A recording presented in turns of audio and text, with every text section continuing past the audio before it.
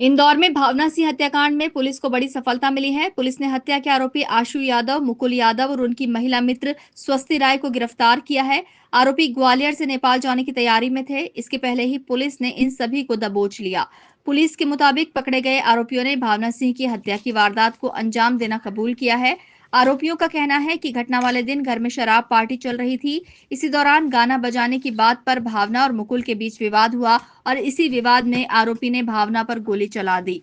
इस दौरान गोली सीधे भावना की आंख में लगी और वो गंभीर रूप से घायल हो गई। इसके बाद आरोपी घबरा गए और भावना को इलाज के लिए बॉम्बे हॉस्पिटल लेकर पहुंचे और उसे वहीं छोड़कर फरार हो गए, लेकिन अस्पताल में इलाज के दौरान भावना की मौत हो गई थी।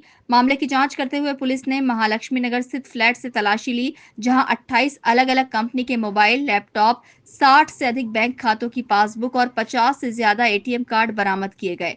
इसके अलावा पुलिस ने हत्या में इस्तेमाल पिस्तौल और जिंदा कारतूस भी बरामद किए हैं। पुलिस के अनुसार भावना सिंह मूल रूप से ग्वालियर की रहने वाली थी और वो इंदौर में ब्यूटिशियन का कोर्स करने आई थी। दिनांक 21 मार्च को लसुड़िया थाना क्षेत्र में एक महिला को गोली मारकर हत्या करने की सूचना प्राप्त हुई थी, जिस पर से पुलिस के द्वारा तत्काल ही मामला पंजीबद्ध करके उसमें 302 धारा का इजाफा किया गया था। जिसके पश्चात में लगातार ही पुलिस की 3 से 4 टीमें सक्रिय थीं इनके आरोपियों को गिरफ्तार करने के लिए, जिसमें इनिशियली एक व्यक्ति का नाम सामने आया था जिसका नाम आशु यादव था। बाद में तफ्तीश के दौरान में 2 अन्य व्यक्तियों के नाम क्लियर हुए, इनको लगातार पुलिस पकड़ने का प्रयास कर रही थी। काफ़ी सारे सीसीटीवी फुटेजेस, टेक्निकल सर्विलांस और अन्य मुखबिर सूचनाओं के माध्यम से जब इन लोगों को तलाश करने का प्रयास किया गया, तो इनके जो पुश्तैनी घर थे, जो इनके जहाँ के रहने वाले थे, इन सभी जगह पर जा करके पुलिस की टीम के द्वारा दबिश दी गई, जहाँ पर इनके कोई भी परिवार वाले नहीं मिले। सभी जगह से लोग फरार होने के पश्चात में उनकी तलाश लगातार जारी थी, जिसमें मुखबिर सूचना और टेक्निकल सर्विलांस के माध्यम से जब इनकी जानकारी मिली, तो ये जानकारी प्राप्त हुई कि ये लोग कसौल में जाकर छुपे हुए थे। और जब इनको न्यूज़ मीडिया के माध्यम से मालूम पड़ा है कि इनके खिलाफ में लुकआउट सर्कुलर भी जारी किया गया है और इनको पकड़ने के लिए पुलिस लगातार प्रयास कर रही है, तो ये लोग वापस लौट करके नेपाल भागने के प्रयास में थे। जब पुलिस ने इनको दिल्ली और ग्वालियर के बीच में बाईपास में इनको एम्बुश करके इनको पकड़ा है और इन तीनों व्यक्तियों को गिरफ्तार किया है, जिसमें तीनों के नाम है आशु यादव, उसका भाई है मुकुल यादव और एक महिला है जिसका नाम है स्वस्ति राय। इन तीनों को मुख्य आरोपी के रूप में गिरफ्तार किया गया है।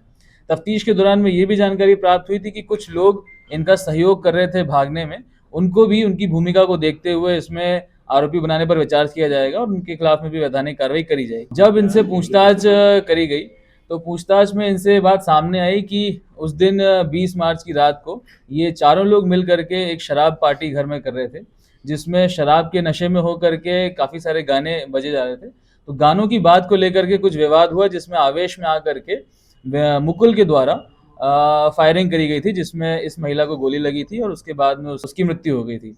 इस प्रकार से तीनों की सहभागिता रही है इस हत्याकांड में।